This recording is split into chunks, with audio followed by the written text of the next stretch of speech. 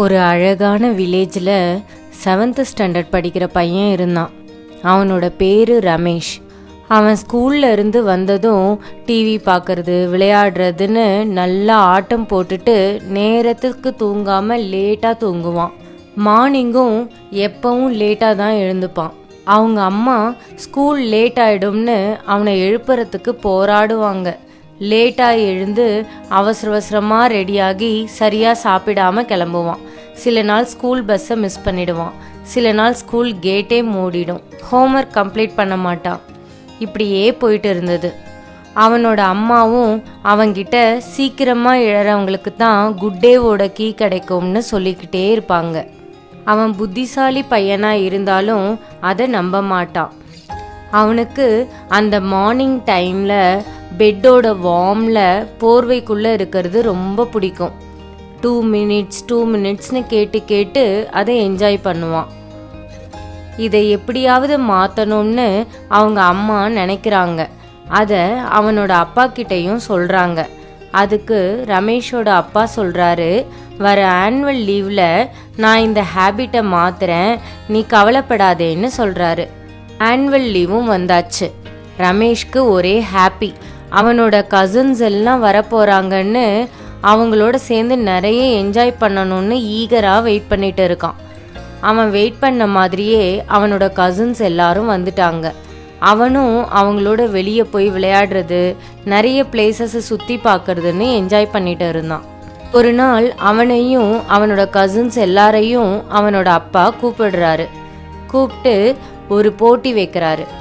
இங்கே பக்கத்தில் இருக்க மலை உச்சியில் இருந்து யார் ரொம்ப ரேராக கிடைக்கிற ப்ளூ சன்ரைஸ் ஃப்ளவரை கொண்டு வராங்களோ அவங்களுக்கு கோல்டன் ஹவர் கிளாஸை கிஃப்டாக தருவேன்னு சொல்கிறாரு. இன்னும் ஒரு முக்கியமான விஷயம், அந்த ஃப்ளவர் மார்னிங் சன்ரைஸ் அப்போ தான் மலரும், அப்புறம் வித்தின் 1 ஹவர்லேயே வாடிடும்னு சொல்கிறாரு. எல்லாரும் அந்த ப்ரைஸை எப்படியாவது வாங்கிடணும்னு நினைக்கிறாங்க, இன்க்ளூடிங் ரமேஷ். ஆனால் மார்னிங் வந்ததும் அவன் அலாரமோட ஸ்னூஸ் பட்டனை 3 முறை அழுத்திட்டான். அதுக்கப்புறம் அவன் எழுந்து மலை உச்சியை ரீச் ஆகிறதுக்குள்ள எல்லா பூவுமே போயிடுச்சு. ஒரு பெரிய மூச்சு விட்டபடியே அவன் திரும்புகிறப்போ அவனோட கசின் மீரா ஒரு பிரைட் ப்ளூ ஃப்ளவரை கையில் வச்சுட்டு வந்துட்டு இருந்தா. அவங்கிட்ட சாஃப்டாக நீ மிஸ் பண்ணிட்டேன்னு சொல்கிறா. அந்த பூ சன்ரைஸ் ஆகி 1 ஹவர் வரைக்கும் தான் இருக்கும், அதனால தான் அந்த பூவை ஹவர் ஆஃப் கோல்டுன்னு சொல்கிறோம்னு சொல்கிறா. அதை கேட்டதும் ரமேஷுக்கு ரொம்ப கஷ்டமாக இருக்குது. ஆனாலும் அவன் முயற்சி செய்யறத விடலை. நெக்ஸ்ட் டே அவன் அலாரம் செட் பண்ணி அவனோட தூக்கத்தை கண்ட்ரோல் பண்ணி கரெக்டாக எழுந்துக்கிறான். சூரியன் மலை மேலே வர்றதுக்குள்ள அவன் மேலே ஏறி இருந்தான். மேலே ஏறினதும் அவனோட கண்கள் ஆவலோட பார்த்தது. அவனுக்கு அங்கே ஃப்ளவர்ஸ் எதுவும் கிடைக்கல. ஆனால் அவன் வானம் ரொம்ப அழகாக இருந்ததை சர்ப்ரைஸாக பார்த்தான். இது வரைக்கும் இந்த மாதிரி ஒரு அழகை அவன் பார்த்ததில்லை. பேர்ட்ஸோட ரொம்ப மென்மையான சவுண்டை அவன் இது வரைக்கும் கேட்டதும் இல்லை. உலகமே அமைதியாக எழுந்துக்கிற மாதிரி ஒரு ஃபீல் அவனுக்கு. அந்த நாளில் இருந்து மார்னிங் சீக்கிரம் எழறத அவனோட ஹேபிட்டாக மாற்றிக்கிட்டான். ஸ்கூலில் ரொம்ப ஃபோக்கஸ்டாக இருந்தான். நிறைய விஷயங்கள் கற்றுக்கிட்டான். ஃபேமிலியில் எல்லாருக்கும் ஹெல்ப்பாக இருந்தான்.